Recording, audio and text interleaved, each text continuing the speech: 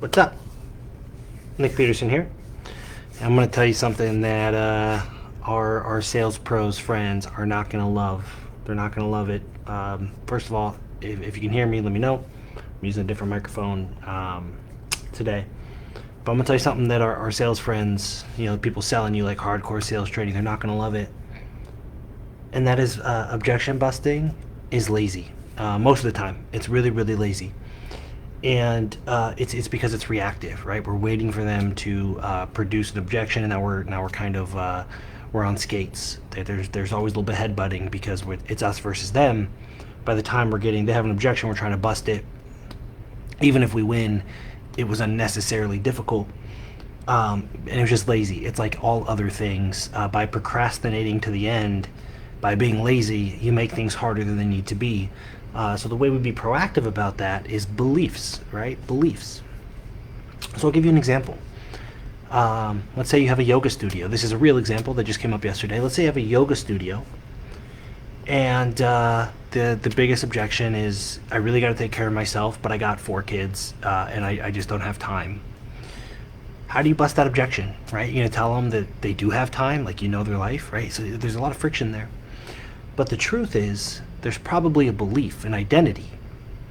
And what I mean by that is, by saying, I don't have time, right? It means they're not willing to trade out the time they're using to do something else. So there's a belief that for some reason this thing is more important than this thing. But even more insidious, even deeper, and this is really, really common, is that, look, I have 4 kids, and again, this is common. It doesn't have to be this. It could be there's multiple versions of this, but it's very possible that, well, I got kids, and if I left them at daycare an hour longer in order to go to yoga, my friends would think I'm a bad mother. Maybe I would think I'm a bad mother, right? Those are the underlying beliefs. The objection is I don't have time. Super surface level.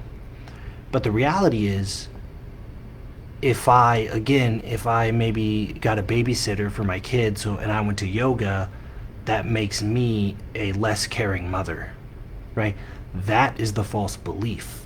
We need to address that belief in our content, written, audio, video, etc., etc. That should be addressed way before the sales conversation. So by waiting for a sales conversation to bust an objection, what you've done is really lazy marketing. You have a sales culture, which means you're just going to try to plow through objections and do all this objection handling and yada yada yada. Not super helpful for people though, because even if you did break through that objection and get that person to sign up, and they did come to yoga, they would feel guilt because that false belief still exists. They would feel guilty for going to yoga, or they wouldn't go to yoga, and they would feel guilty for paying for it and not going, right? So by busting objections and not handling the false belief that created those objections, you're doing a disservice to everybody, and you're making your life much more difficult, right? So the real question is often, I don't have money, I don't have time. And sometimes that's true, but I don't have money, I don't have time. The real question is, wait a minute, you just bought a freaking brand new car, you got money, right? So the false belief is, if I don't have a nicer car, then my coworkers are going to think I'm a loser and I'll feel bad about myself. So I got to allocate my money to a new car instead of this other thing, right? It's all about allocation of resources and how people based on their beliefs allocate their resources accordingly.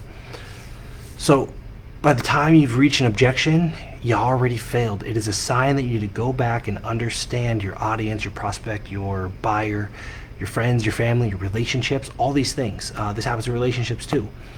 You have to go take the time and understand what beliefs are causing these objections, and then help them break down and rebuild more appropriate beliefs that will serve them better. Right? Hopefully that makes sense. I'm sorry to all you salespeople that are selling objection handling training. I'm sure it's useful. There are plenty of people that will never ever actually do the work in their marketing and their messaging and their connection, so they'll still need your objection handling training.